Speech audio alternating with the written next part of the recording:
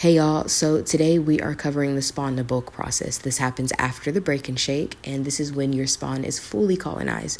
What the spawn to bulk process is when you're taking your grain spawn to a bulk substrate. Now, in this video, we are covering the wood-loving mushrooms such as lion's mane, oyster, reishi, turkey tail, pinot, chestnut.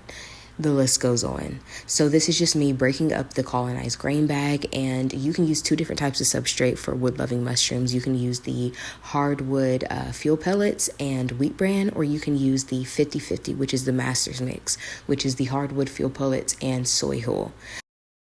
So the substrate that I'm actually using is the master's mix, and it is the 50-50. So it is per 5-pound bag, 2.5 cups of hardwood fill pellets and 2.5 cups of the soy hull pellets, and then 1.5 quart of water.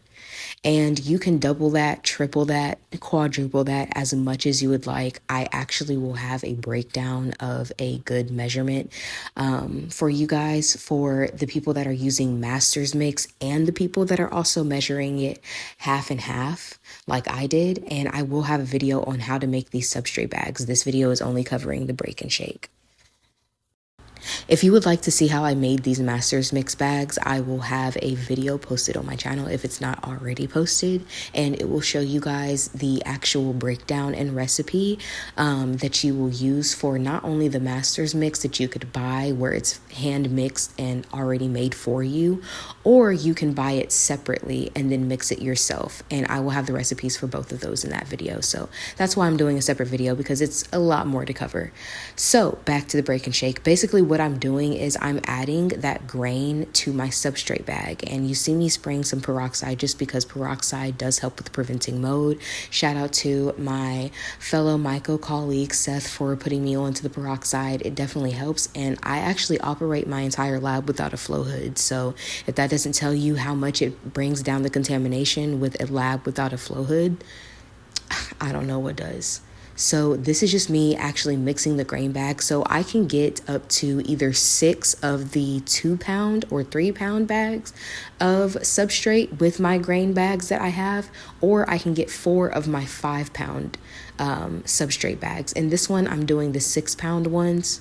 Jesus. And this one, I'm doing 6 2-pound bags because I am actually making some grow kits.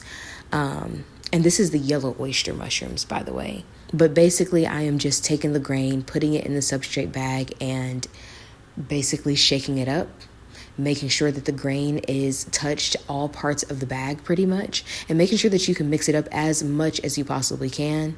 And then I'm also sealing it back up with a impulse sealer.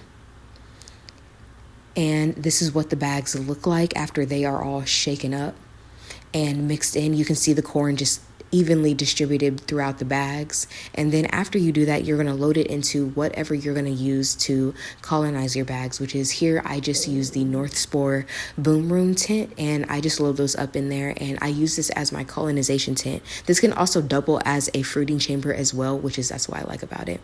Now this is only about, I would say, 5 days after me inoculating these with the grain, which is these have amazing growth. Master's Mix is really, really awesome. So after these are fully colonized, we will be ready for the next step, which is fruit to harvest, and I will put them in the fruiting conditions. And if you guys would love to see any more cultivation videos or even recipes, follow for more.